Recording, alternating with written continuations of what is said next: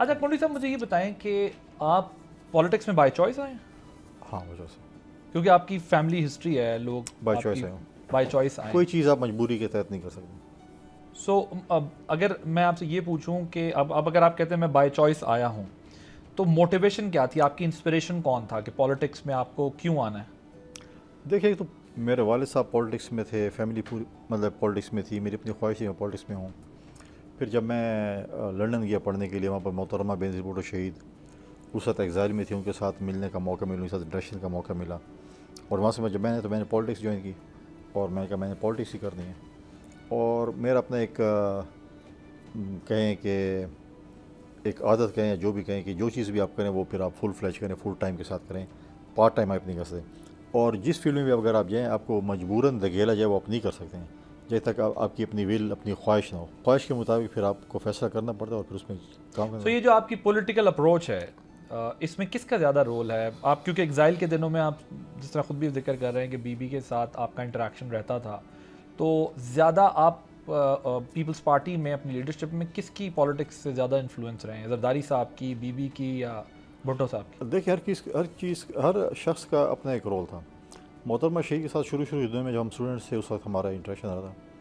پھر جب واپس آئے اور ہم نے ایک الیکشن لڑا، پہلا میں لوز کر گیا تھا، مجھے پارٹی کا عہدہ ملا ایز اے ڈویژن پریزیڈنٹ.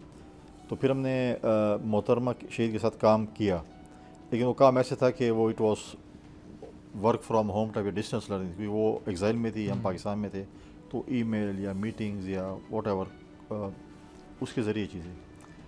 2008 کا الیکشن، جب ہم الیکشن کے دوران کیمپین کے دوران محترمہ شہید ہوئی، اور پھر جب ہم واپس آئے تو اسلام آباد کا ایک نقشے چینج تھا.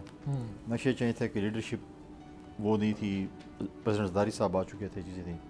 پھر ان کے ساتھ کام کرنے کا موقع ملا، اور اسی دوران جو ہے بلاول صاحب نے پارٹی کمان سنبھالی اور ان کے ساتھ پھر انٹریکشن کافی زیادہ رہی. اور آج بھی تو ہر کسی کا اپنا ایک رول ہے. میں اگر کہوں کہ محترمہ شہید کی جگہ پریزیڈنٹ زرداری صاحب لے سکتے ہیں، پریزیڈنٹ زرداری صاحب کی جگہ بلاول صاحب لے سکتے ہیں، بلاول صاحب کی جگہ کوئی اور لے سکتے ہیں، وہ کوئی بھی کسی کی جگہ نہیں لے سکتا. کسی کا یہ آپ ڈی آئی خان کے لوگوں میں بڑی خوبصورت بات ہے. میں مولانا صاحب کا انٹرویو کروں تو ایک سوال کے 3 جواب ضرور ملتے ہیں، میں آپ کا انٹرویو کروں ایک سوال کے 3 جواب ضرور ملتے ہیں.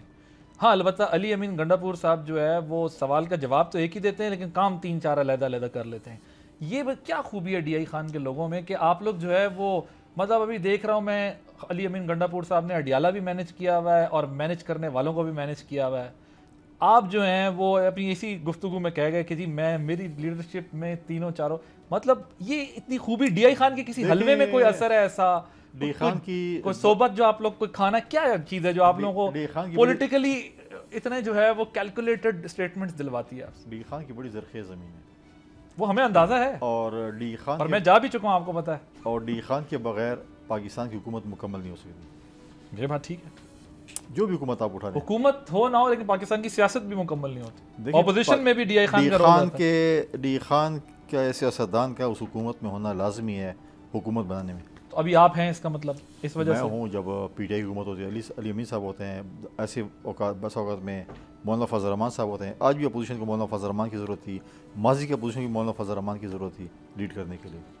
تو دیکھیں تو یہ کیا خوبی ہے ڈی آئی خان کے لوگ کیا ایسا کھاتے ہیں یا کیا ان کی ٹریننگ ہے کہ وہ ہر جگہ پارٹیز میں اتنی ٹاپ پوزیشنز پہ بھی چلے جاتے ہیں؟ زرخیز زمین ہے، میں کہتا ہوں پولیٹیکلی بڑے جو ہے زرخیز ہیں. اچھا، سبسکرائب کریں اور بیل دبائیں تاکہ کوئی خبر رہ نہ جائے.